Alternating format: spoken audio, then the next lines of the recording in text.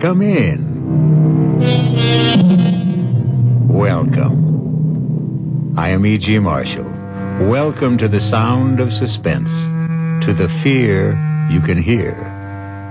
Our tale is a blood-freezing story inspired by a nursery rhyme, a sweet, simple song. Ring a of roses, a pocket full of posies, achoo, achoo, we all fall down. It sounds young and innocent, doesn't it? But it is very old and very sinister. For the ring of roses were the splotches that first appeared on the faces of those afflicted during the Black Plague. The pocketful of posies were the herbs that were carried, hopefully to ward off the fatal disease. The sneezing sounds, achoo, achoo, were the sounds of the final spasms. And we all fall down was, well, you can guess.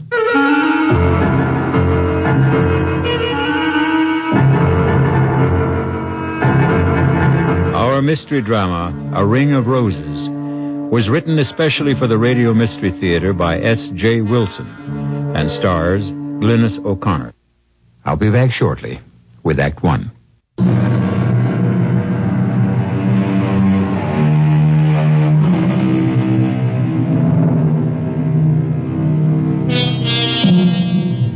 Science has brought most plagues under control, but not so those other epidemics of the past, those that plague us with their unseen, unknown, and unexpected terrors.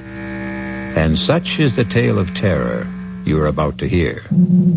Draw close to the guttering candle, for you will receive no warmth from a ring of roses. You know, George, I've heard about this place so often from Helena. I'm just dying to see her home. And I'm anxious to meet your friend Helena. Oh, I'm sure you'll like her. But will she like me? Taking her best friend away from her. Come on, George. You know you're irresistible. Why do you think I'm going to marry you? Well, for one thing, my beautiful, exquisite, enormous pots of money. Oh, George, wait! Look! Laurie, stop. get your hands off the wheel. What do you think you're trying to do? But we passed it. It's the sign to the house. Back there. Now, Laurie, I never want you to do that again. I'm not going to let missing a sign risk your getting hurt. You understand? I'm sorry. I shouldn't have grabbed the wheel that way.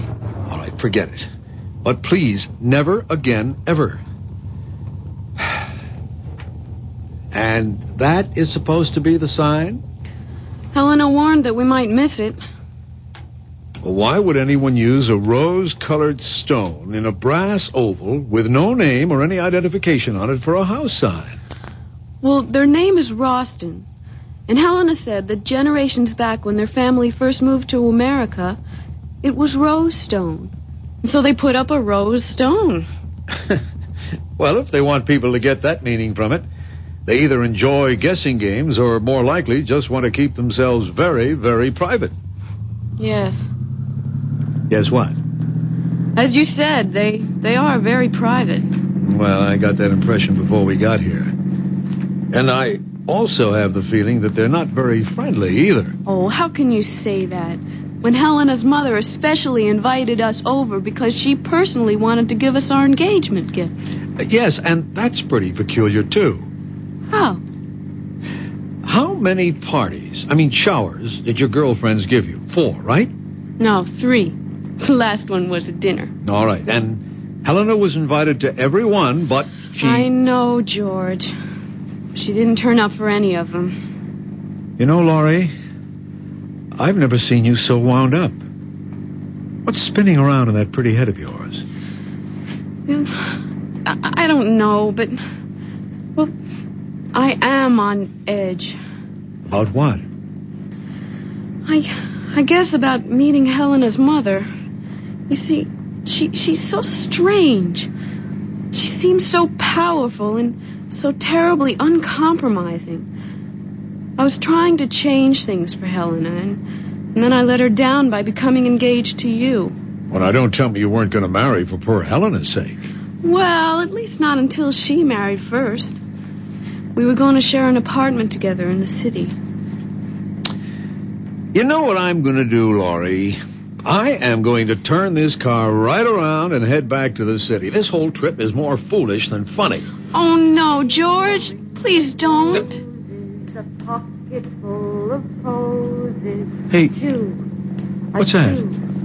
We all fall You hear something down. like singing? Ring a ring of roses. Let me open the window. A pocket full It's a woman of singing that old posies. nursery rhyme.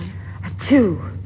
We all fall down. But what's that snapping sound? It sounds it's like a piece of leather. It sounds like a whip. George, what are you doing? I'm getting out. Something's happening here that I don't like. Don't open the door. Please don't. We'll go back if you want to. I'll be but right don't. back. Keep the window shut and the doors locked. No, don't leave me, George. I'm coming with you. Wait. Okay, but stay close to me. Ring a ring of roses. It seems to be coming from behind those hedges. You know, it could be just kids playing games. If that voice is coming from a kid, he's using a bullhorn. Let's stop here. We might see through the hedge. Please be careful. Holy Toledo! Look at that. Let me see. That man. The old man with the beard. He's trying to catch the girl with his whip. Well, she's teasing him. She's making fun of him. If he lands that wagon whip on her, he'll split her face open. Look at their clothes, George. They're dressed like settlers. Back in the early 1800s. Yeah. You know, they could be rehearsing a play. If they are, he's lost his mind in his part. That man's going wild with that whip. But she's provoking him. Why doesn't she stop? Hey! Hey, you there! What are you two doing? George, you shouldn't have done that. And who is it who is ordering me and questioning me? I am. Over here. That's a terrible thing you're doing. Oh, George, please don't go in there. They know we're here. We must meet them. That's a dangerous whip you're using. That young woman can be killed by it. I see by your clothes you are a stranger. And I can also see that you are a kind human who wishes no harm to come to another. But this wench is my daughter. And what I am doing is the true way to gain the obedience of a child who will stray. But what in heaven could she have done to deserve being whipped? I did no harm to no person or to him. I have broken no law of God or man. Strumpet, hold your witch's tongue. Believe me, young woman, when I tell you that she has the demon in her, playing and wenching with the young master who owns this land. While I'm out here working at clearing their forest lands, she's up there in the great house with her enticements and tricks and enchantments. And if it has already come to this, that he has given her a gift for favors promised or already bestowed, the gift of a ring, an already cursed ring. He gave it to me fair and with the holy vow that he will marry me in the month of the next full moon. Marry you, Willie. You who can half fare to read and write. You who are lower than his mother's kitchen scullion.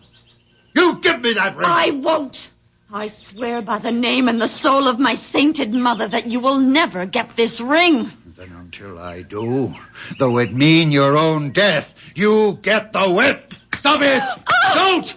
Why can't you be a little more reasonable? She may be telling you the truth. I am. I swear it on my dead mother's Bible I am. Well, then, if you are, why don't you give him the ring and let your young man personally tell your father of his plans? No, he'll do no thing like that. He'll bury the ring in some secret spot and drag me away before the fall of night.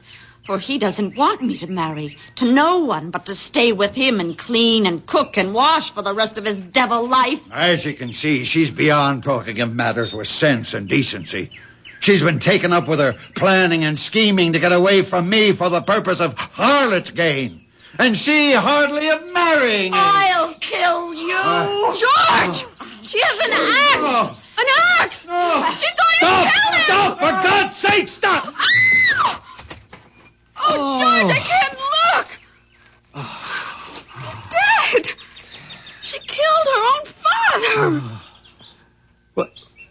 Where is she? What happened to her? There she is. She's running away. Hey!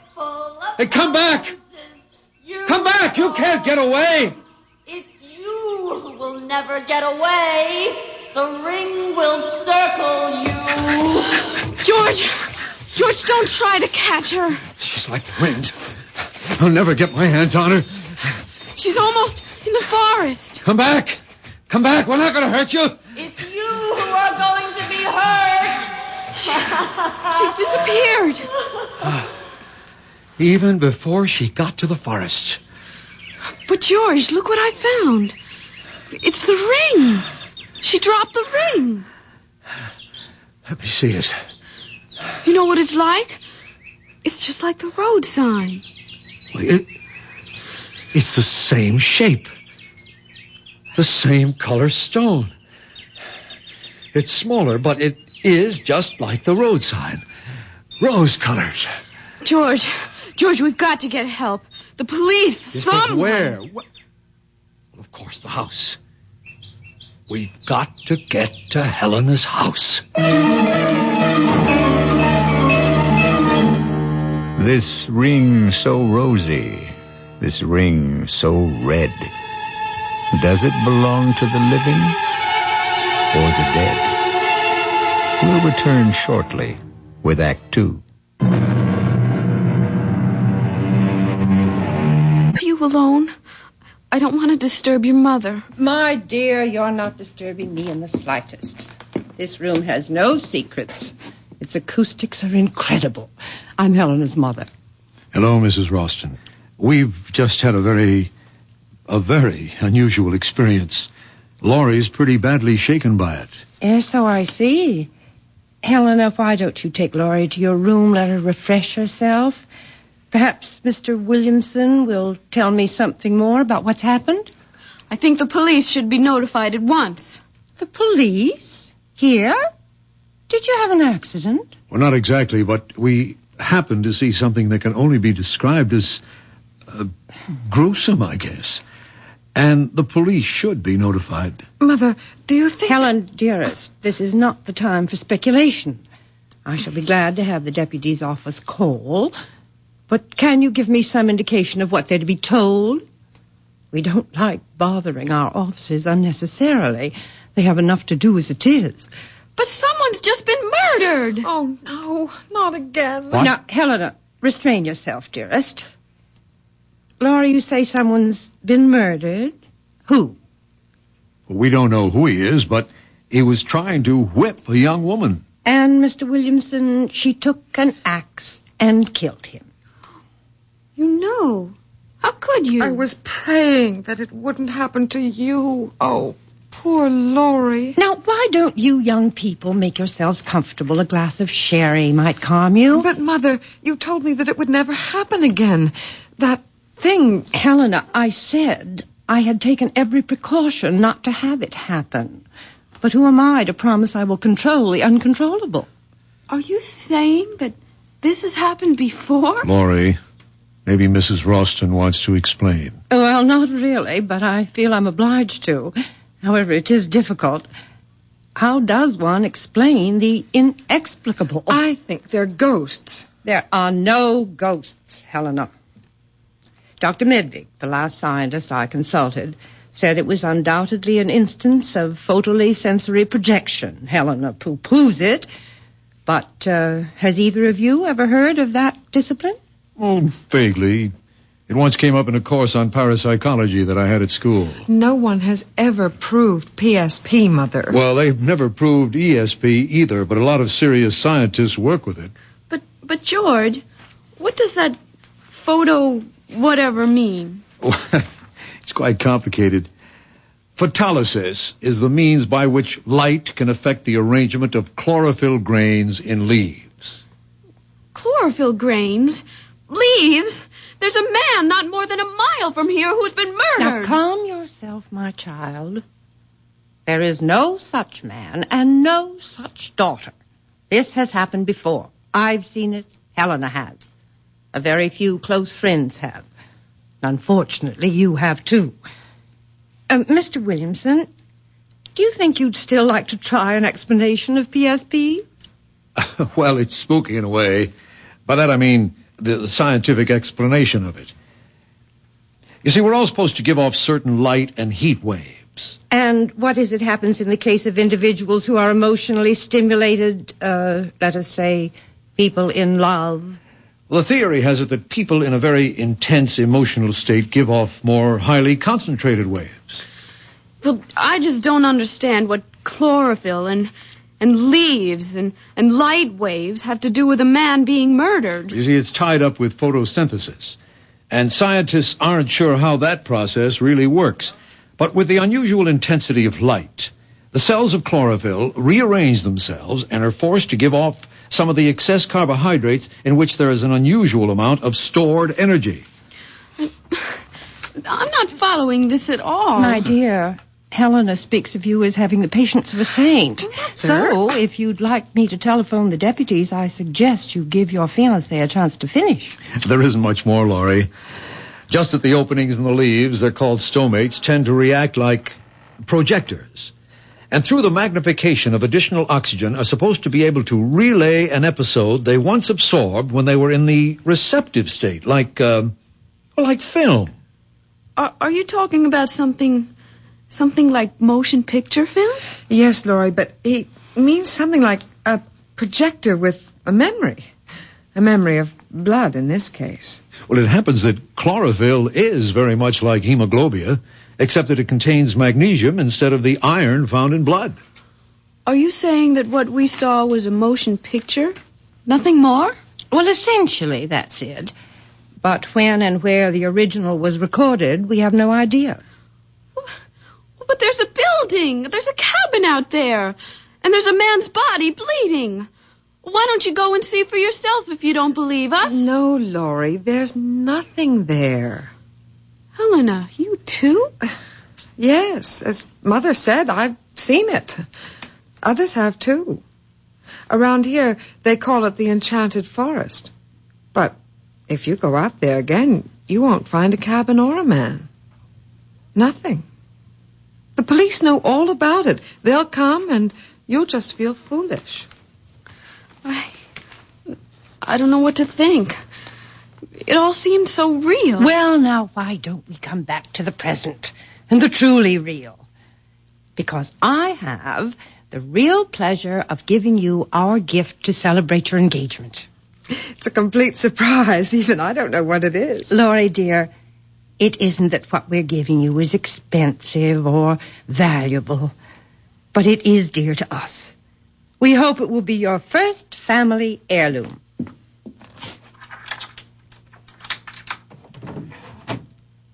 Here it is. No pretty wrapping, but it seems too lovely a box to cover with silly paper. Mother, I've never seen that box before. Well, now, isn't it nice that I can still have some surprises for you? That's a great-looking box, Mrs. Ralston. Those are roses painted on ivory, aren't they? Oh, it's so beautiful. I feel as if I'm depriving you of something very special if I accepted it. Oh, no. Please, take it. It's little enough, and you know what I think that box would be perfect for? It already has its purpose, dear. What I was going to say was that it would be the perfect place to keep a lock of your first baby's hair. Wouldn't it? And I'm afraid it's going to stay empty for some time. Oh, George, we don't know that. Not yet. We will have to find you another container for that when the time comes. This box already has its occupant. You mean there's something inside? Well, look and see. Well, go ahead, Laurie. My heart's beating so loudly. She's been like that all day, so excited. Darling, do you want me to open it? No, I'm all right. Just let me take a deep breath. Oh, no. Hey, that's the same... Laurie? What's wrong? Mother? Oh, it's this music! Give me the box, Laurie. And inside! Oh, the ring! Oh, I got her. Put her on the couch. Yes. Laurie? Mother, do something. Don't Helena, control yourself and get some water. Oh, Laurie, my poor Laurie. Wake up. Laurie, come out of it, honey. Darling. She's trying to open her eyes. Slowly, Laurie. It's me, George. Oh, who? What happened? You just passed out for a moment. Here, give her this water. Here, honey. Sip this slowly. Oh, I don't need it. But did I really see it? See what? The ring. Yes, I've got it. What ring? This ring. The same one. With the rose-colored stone. Mother, how dare you? That's mine. You know what that ring means to me. Oh, please take that thing away. I don't want to look at it. Don't worry, you won't have to. Here, Mrs. Ralston, take it back. And I hope it isn't a sample of your sense of humor. Just one moment, Mr. Williamson. I don't particularly appreciate your tone or your attitude. What do you mean by my sense of humor? If you and your daughter know all about that axe-murdering scene that we saw earlier, then you must have known about the ring. What about it? It's mine. That ring. It's just like that road sign you have on the highway. Yes, the sign was copied from the design of the ring. It's been our family hallmark, so to speak, for generations. Is that why the girl who killed her father did it? Because of that ring? What do you mean? She had it. She teased him with it while she sang that song. That same nursery rhyme in the box. Oh, no. That couldn't be. That's my ring. She couldn't have had it. Are you too sure you saw this ring? Well, that girl in the field. She dropped it when she ran away. Then where is it now? Well, George, you had it. What? You sure? I thought you put it into your purse. Well, I'll look. Well, it isn't in any of my pockets. No, and it's not here in my purse. How could it be? There is only one ring, this ring. It's been in the Ralston family for generations. It was brought here by a Ralston early in the 18th century. And it has always belonged to the oldest child in each family. In which case it would be your daughter's, since you are a Ralston by marriage. Yes, that would be so if it were true. You're not going to tell them? Well, why not? It's time that silly cloud you've been hiding behind was blown away. Don't, Mother. Please, I beg you, don't. Nonsense. I am a Ralston. That ring belongs to me.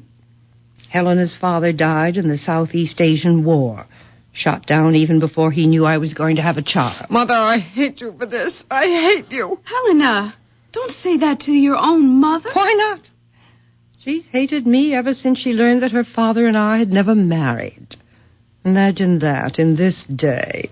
A girl making such a fuss about legitimacy. Stop it, Mother, please. We don't have to hear any more, Mrs. Ralston. Oh, yes, you do. George, can't we get out of here quickly? You can go whenever you like, Miss Thornton. But out of your friendship for Helena, you must take that ring with you. No, I couldn't. I won't let her. Give it to me. Helena, what are you doing? The ring! She tore it out of my hand. I've got it, and no one will ever get it from me. Let her go.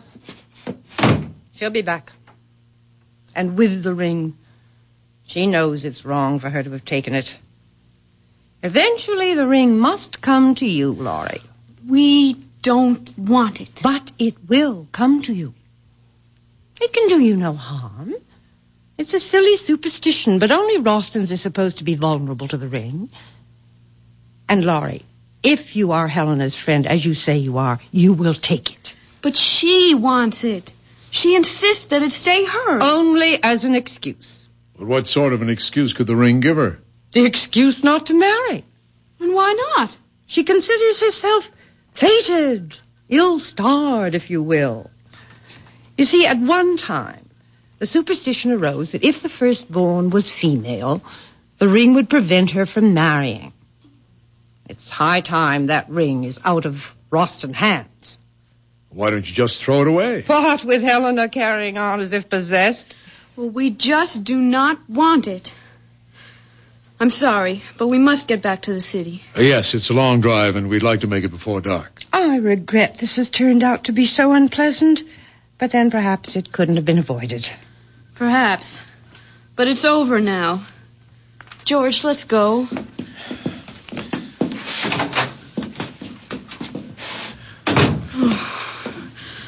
Oh, I can't get away fast enough. I don't know what the speed limit is here, but whatever it is, we'll break it.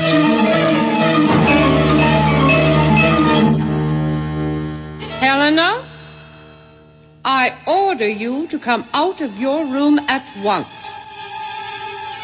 At once. Mother, don't hurt her.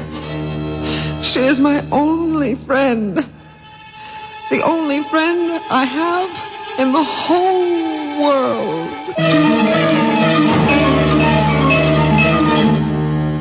Run from the ring. Run for your life. But without a ring, what's a husband or wife? We'll return shortly with Act 3.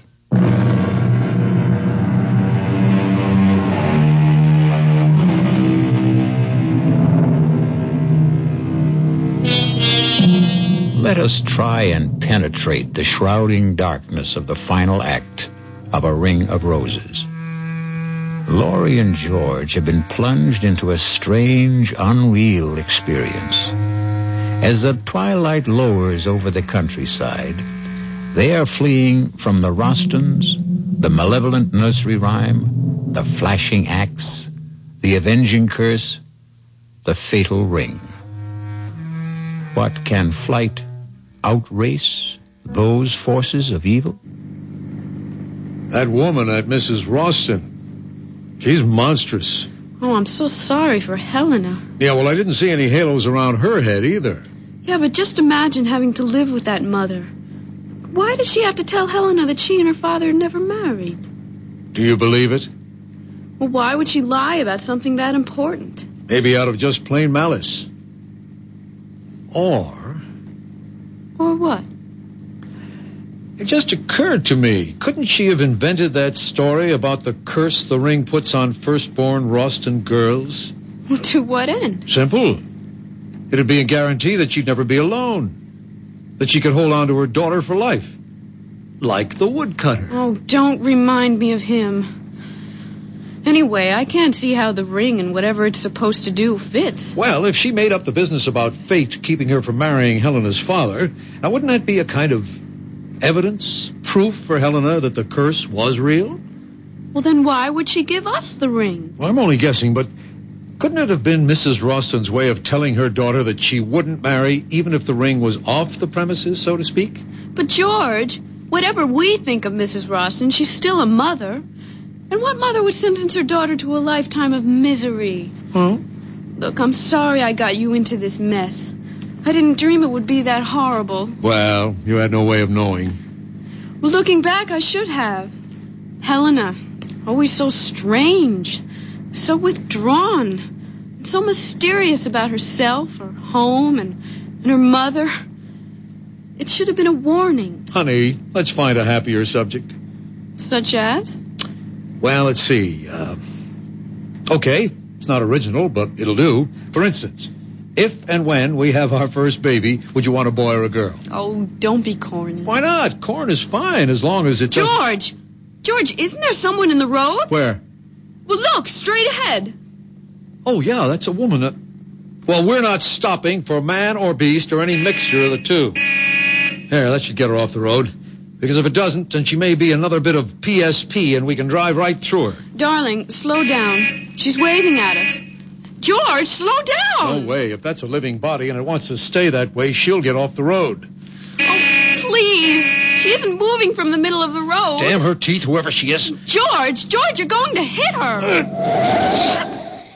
Laurie, all right? Yeah, I think so. That stupid woman. It's Helena. Yeah. Well, just wave goodbye and we'll get going. Laurie, please, I must speak to you. Tell her you'll phone her on Halloween. Hey, wait, Laurie, don't lower the window. Well, she's in trouble. Better her than you. There can't be any danger in finding out what she wants. Haven't you been through enough? Helena, we're in a hurry. Telephone Laurie tomorrow. No, don't go, please. Let me explain. George, I don't have the heart to... Wait a minute. Are you sure that's Helena? Well, of course. Her face, It looks so strange. Well, what's strange about her face? Look at her eyes. They're washed out. They're sunken as if she's taken some kind of drug. That's probably because she's been crying. I'm lowering the window. And you're also raising my temper. Well, what do you want me to do? Just wave goodbye and we'll get going. Oh, she's gone to the front of the car now, George. Oh, she does look dreadful. Why not? She is dreadful. I've got to find out what she wants. Just 1 minute. Let me talk to her for just only 1 minute. Okay. 60 seconds. But don't lower the window more than an inch. Helena? Helena, over here. Now, what is it? Oh, thank you, Laurie. If you only knew how miserable I am about what happened today. It was all my fault. You don't have to apologize. It wasn't anybody's fault. Mother had only the best intentions in giving you the ring. Sure she did. Nothing like unloading something on a couple of strangers that isn't yours to give away. But the ring does belong to her mother. Only to be given to her child, which excludes you. Well, that's true, but you see, after me, there won't be any Rostons. But you will marry, Helena. Just wait and see. I doubt it. And even if I did, my children won't be Rostons. Helena, this has been the weirdest day in my life. Frankly, the sooner we get away from here, the better off we'll feel. Just one more thing. Prove to me that you are still my friend, and please, take the ring. No, Helena. Thank you, but I couldn't. Absolutely not. Helena, why don't you just throw that ring away somewhere? I can't. I'm not allowed to. It has to be given to a Roston or to the person closest and dearest to me. But how could you expect me to take it? Every time I'd look at it, I would remember that terrible scene in the woods. I swear, the ring has nothing to do with what happened out there. It never has before. This is the first time. And it'll be the last for us. Okay, Helena, stand away from the car. I'm backing up. Laurie, if you don't take the ring, I'll die. I know I'll die. You won't die, Helena. Why should you? Because it will mean that I've lost my only friend and that I'll have no one to turn to, and I'll be stuck here in this prison with my mother. And she'll never let me go. Never. So long, Helena. If I return to the house with the ring, my mother will do something terrible. If you don't take the ring, I'll throw myself in front of the car. I don't care anymore. I don't care. Helena, give me the ring. Oh, you mean you will take it? Oh, Laurie, you've made me so happy. I'm indebted to you forever. Forever.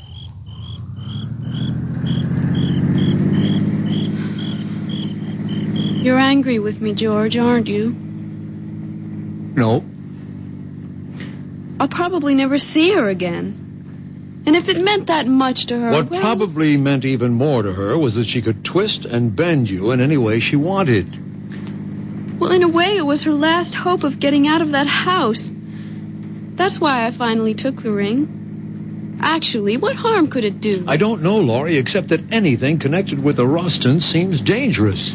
That's because the Rostons are difficult to understand or explain. Well, that may be. But while we might never get to the bottom of that axe job in the woods, there must be a key somewhere to the Rostons. After all, they're not ghosts or optical illusions. They're people, living, breathing humans. Still, for all we know about them, they're just as haunted as that phantom woodcutter and his crazy daughter. Let's stop talking about them. I will, if you do me an important favor. If I can. You can. Throw that ring away. You mean now? Right this second. Open the window and throw it out. But why? Honey, I'd consider it a special favor to me if you got rid of that ring. Well, I have no intention of keeping it.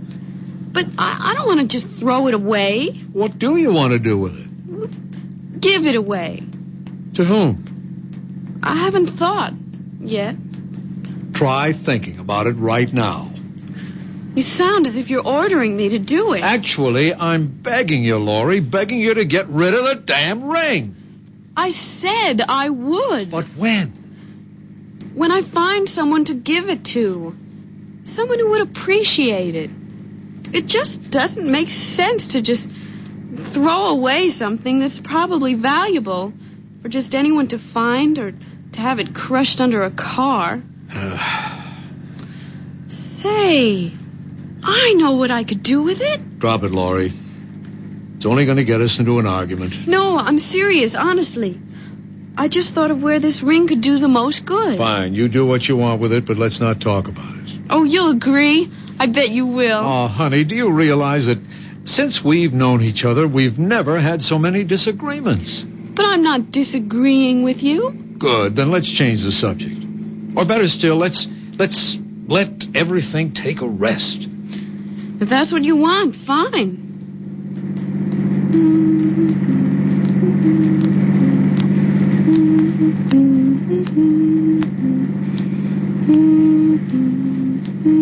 Laurie, what are you doing? Nothing. Laurie, what are you doing with that ring? Nothing, I said. Besides, you don't want to talk about it. Why are you wearing it? I was playing with it.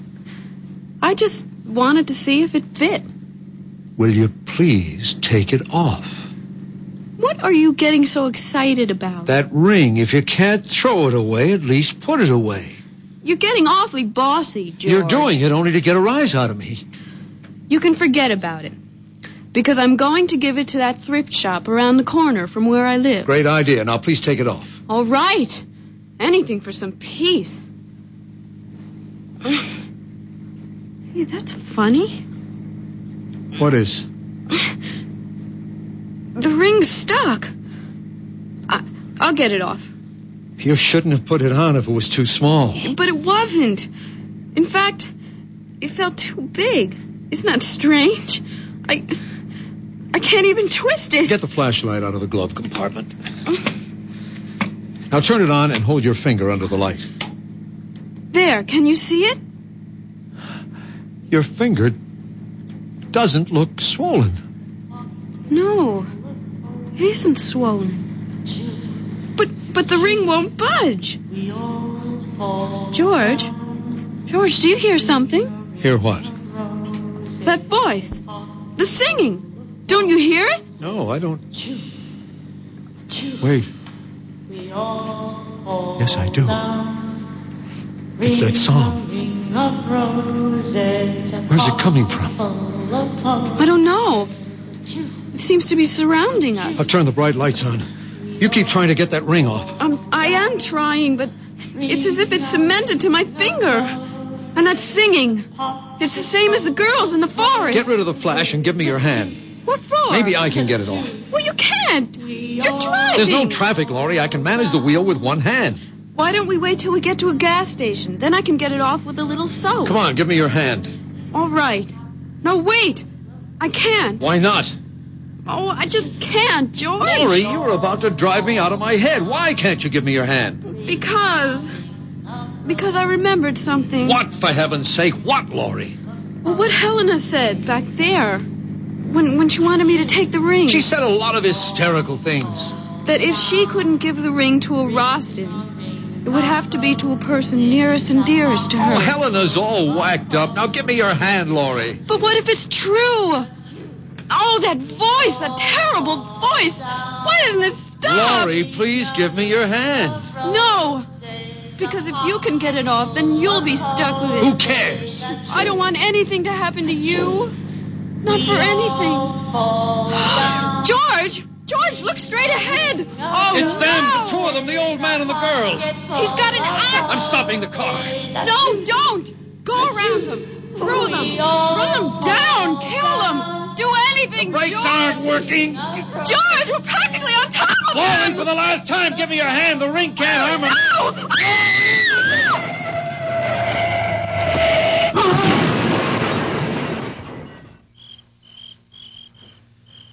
Laurie, are you all right? It was a tree we hit. Only a tree, Laurie. You hear me? It was only a tree. Laurie, the ring. The ring. What did you do? It's not on your finger. Your finger. Good Lord. She's dead.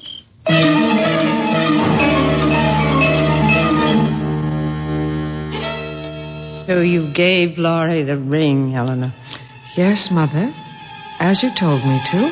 Now give me the box, and we'll see if the ring has worked wonders once more. Here is the box. The one with the roses. Open it. Yes, Mother. But the music. Why isn't the music playing? It's a good sign that it's not playing. It's the sign that the ring has done its work. Your friend Laurie will not marry ever. Not ever. But the ring, Mother. Where is the ring? You'll find it in the woods. In the clearing. In the same place where I killed your great-grandfather 143 years ago. Go and bring back the ring that will keep us alive forever. Forever.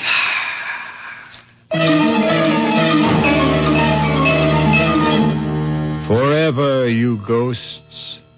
Forever you sing. But your death is as forever as your grim, rosy ring. I'll be back shortly.